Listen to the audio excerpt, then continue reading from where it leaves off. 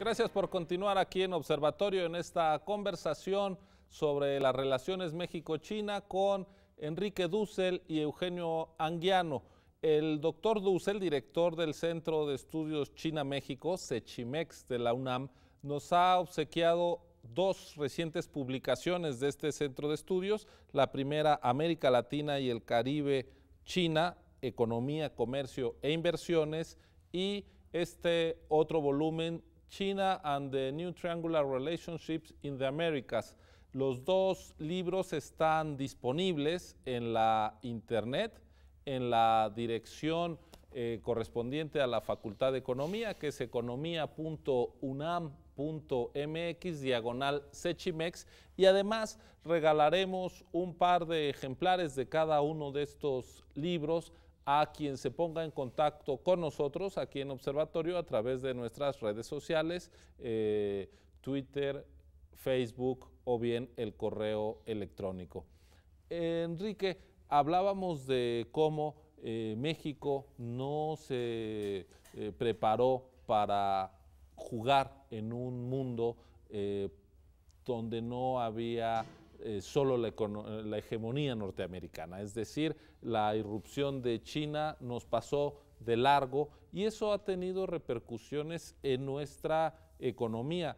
Tú has, entre tus estudios, seguido bien el desempeño industrial de México. Me gustaría que pudieras hacer un recuento de lo que implica este descuido. Sí, mira, hemos analizado con bastante detalle, creo que en los últimos 10 años, con estudiantes de licenciatura, maestría, doctorado, crecientemente con colegas mexicanos, por supuesto, pero en algunas de estas publicaciones ya a nivel latinoamericano, es decir, cuál es el efecto que China tiene en Cuba, en Argentina, en Brasil, y estudiar la soya y los minerales en Brasil y el cobre en Chile, etcétera. Yo te diría, a grandes rasgos, en términos muy generales, China ha tenido un efecto de desplazamiento muy significativo, ¿no? Es decir, hoy en día, ojo, yo diría, hace 10 años probablemente competíamos con China. Ojo, el sistema armonizado tiene 17,000 fracciones, así es que hay de todo.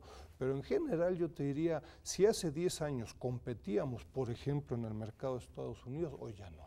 Para darte una idea, y hemos trabajado, por ejemplo, sobre el sector y la cadena autopartes automotriz. Hace 10 años México y China producían más o menos 2 millones de autos. Hoy en día China produce casi 20 y nosotros producimos 2,5, 3 millones, ¿no? Lo mismo es en la cadena hilo textil, confección, en la electrónica. Y además yo te diría, no solo en cantidad, sino que en la calidad y el contenido. China no solo produce 20 millones de autos, sino que un 30% de esos 20 millones de autos es con empresas, marcas y tecnología, en algún momento pirateada, pero hoy en día mejorada y bastante competitiva, con problemas como los tienen muchos otros, ¿no? Entonces, yo te diría que China es un tema que tenemos atravesado, no solo en el sector textil y autopartes y en el calzado, sino que también en los pósters de la Virgen de Guadalupe, en muchos sectores, y que no hemos sabido realmente superar. Digo, todo esto bajo el logo, si tú quieres, de la competitividad, ¿no? Pero a lo que nos enfrentamos es una estrategia de largo plazo, de hace 20, 30 años, porque hace 20 años alguien en forma medianamente común decidió, requerimos producir autos, ojo, hechos en China, no es suficiente que vengan otros a producirlos y mañana cierran y no queda nada, ¿no? Entonces, es una visión, yo te diría, que contrasta mucho, una visión de corto, mediano, largo plazo, con evaluaciones, financiamiento, tipo de cambio, universidades, etcétera, y una visión, yo te diría, particularmente en México, donde se esperó que el libre comercio, que el proceso de integración dejara valor agregado, empleos, cosa que ha sucedido poco, ¿no? Nos encomendamos a la mano invisible del mercado, ellos a la planeación estratégica. Eugenio, yo quisiera completar el diagnóstico de lo que ha significado nuestro descuido de la realidad china, de su comprensión, en un ámbito que conoces bien, que es el de las relaciones internacionales. Es decir, no hay foro importante en el mundo donde China y su opinión no jueguen un papel estratégico, sea la Organización Mundial de Comercio y lo que pasa con la Ronda de Doha, sea en las cumbres del cambio climático, sea en el Consejo de Seguridad de las Naciones Unidas. Y México no ha aprendido a acompañar o a tener definiciones con China o respecto a China más o menos coherentes, creo yo. ¿Cuál es tu balance? No, yo creo que no es solo México. China rebasó a todos. Es el país manufacturero más importante del mundo. Si ellos quisieran, se tienen que autolimitar. Si ellos quisieran, podrían exportar todo a todo el mundo. Es el taller del mundo. Y eso implica un cambio en la relación política de China con los demás, no solo con México. Y yo diría que en México sí hemos cometido muchos errores, hemos andado con altibajos, pero no creo que estemos muy a la saga de, por ejemplo, América Latina. Lo que pasa es que Brasil y Sudamérica les ha ido muy bien porque son exportadores de materias primas para China.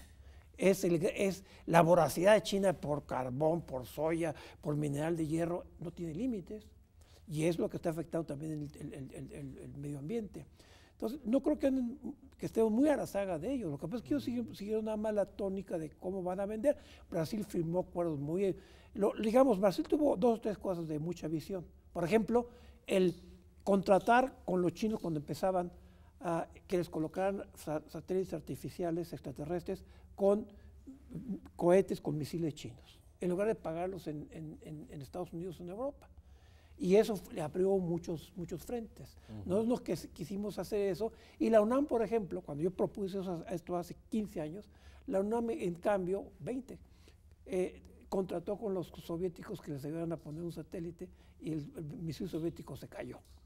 Los chinos no se cayó ninguno. Bueno, con esto quiero decir que la irrupción de China es tan grande y modifica tantas cosas como lo fue cuando era muy pobre en los años 60, que era una potencia ideológicamente activa, cuando estaba promoviendo el comunismo por todos lados, cuando Mao retaba a Moscú para ver quién dirigía el movimiento comunista internacional.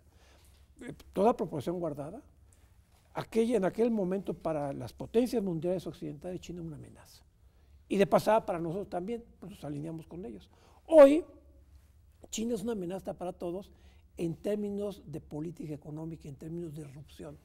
Es una potencia en ascenso. Todavía no es una potencia global, es una potencia en ascenso.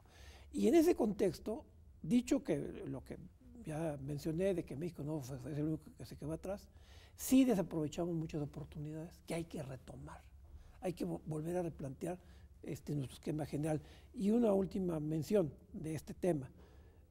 China ya no hace planificación central. Ya abolieron en 2013 la Comisión Estatal de Planificación, la eliminaron. Sus planes quinquenales son documentos de política económica. No es que vamos a poner tanto aquí, vamos a poner tanto allá, sino objetivos y metas. Ahora, y líneas políticas. Abandonaron la planificación, pero no la planeación, no la visión Exacto. de largo plazo. No, la visión de largo plazo no tiene. Es una plan sobre todo esencialmente política. ¿Qué queremos? ¿A dónde vamos? ¿En qué podemos y en qué no podemos? En estos programas la única censura nos la impone el tiempo. Nos vamos acercando ya a nuestro bloque de conclusiones, vamos a hacer una pausa y regresamos a ver el futuro de la relación, qué habría que esperar, qué cosas habría que abandonar para que sea más productiva esta relación para nuestro país. Continúe con nosotros, estamos en Observatorio, ya lo ve hablando de la relación México-China con 2 expertos universitarios en la materia. Regresamos en un momento. Sí, lo que decía.